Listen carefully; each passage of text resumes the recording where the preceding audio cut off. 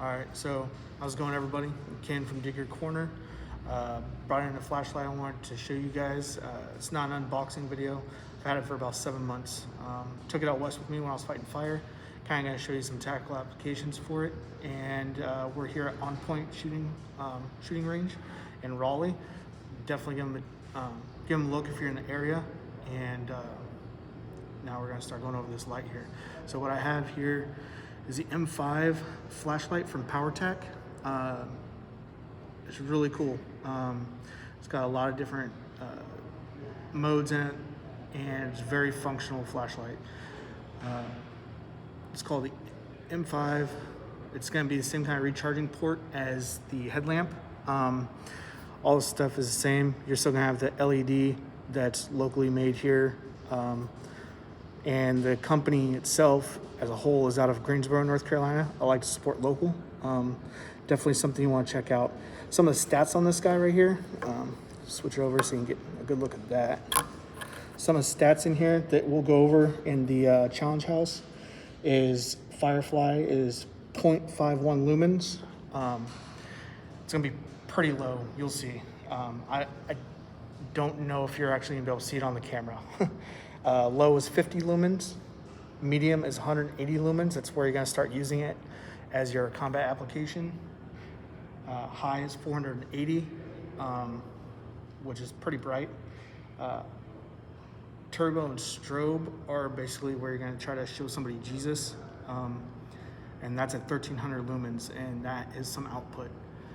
You're gonna see quite a bit with that.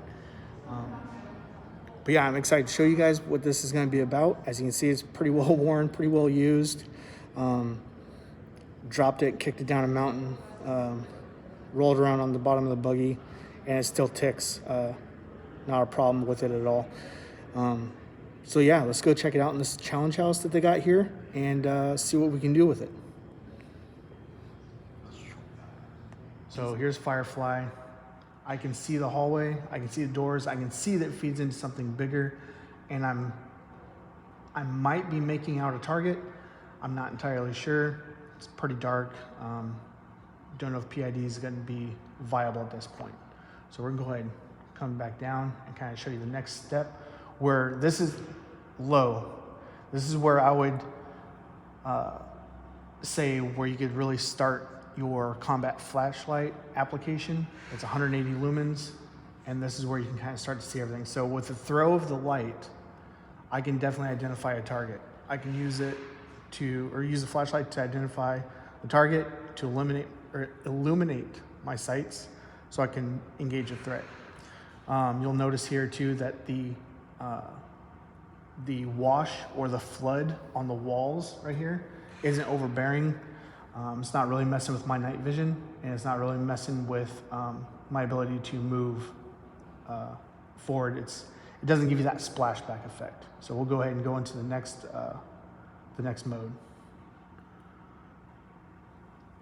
Again, this is medium. This is a little bit better. You can clearly see the target. You can definitely make out the eyes, the face.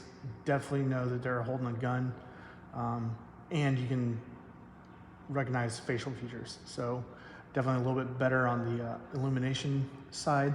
Notice that the walls, and this is a big selling point if you've done room clearing or anything like that, you know that the flood or the backwash or whatever you want to call it is a big deal. And in this relatively narrow hallway, it's not really doing too much on you. Here's the next step up. Obviously, you're seeing a little bit more.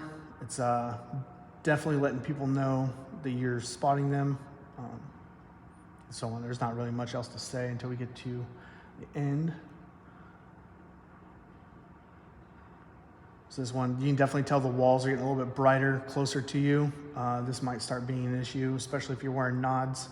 I would definitely suggest using Firefly, or maybe getting a small IR filter like they used to have for Surefire and put over the end of it. But if you're using nods, you're probably not using handheld either. So if that's the case, you're probably just going straight in and using all weapon lights. So, don't worry about that part. And then finally, here's strobe. Like I said, if you're into that thing, it's another tool for the toolbox. I know a lot of people used to talk about it, and a lot of people don't anymore. It's come and gone, and some people still want to operate with it. Some people don't. The good thing about this light is it has it as an option. So we're in, without further ado, not to really cut you off, but we're going to kind of go through this and kind of show you some how this works as if I was going to clear this building. Let's see, which mode are we on here? So that's Firefly, that's medium. Let's stick with medium. That's why I said would be like the start of your ability to use it as a combat flashlight. So as we go from this, and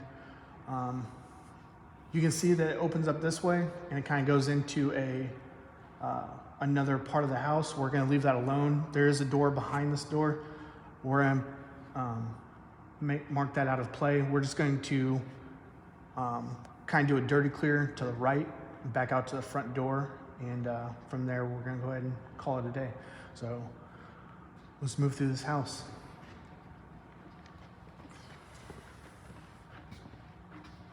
So I can engage a threat. I could engage a threat all the way from the doorway. So moving around. So if I'm already lit up, they already know I'm here.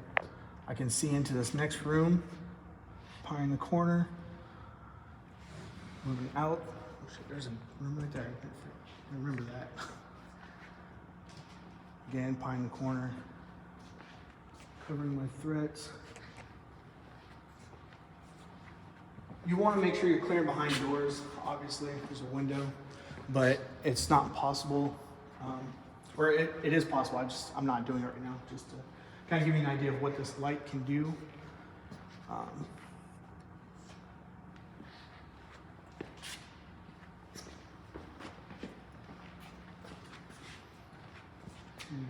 Going through the motions here.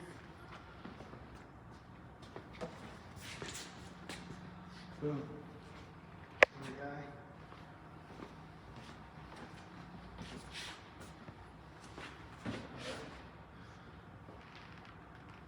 Back out to the front.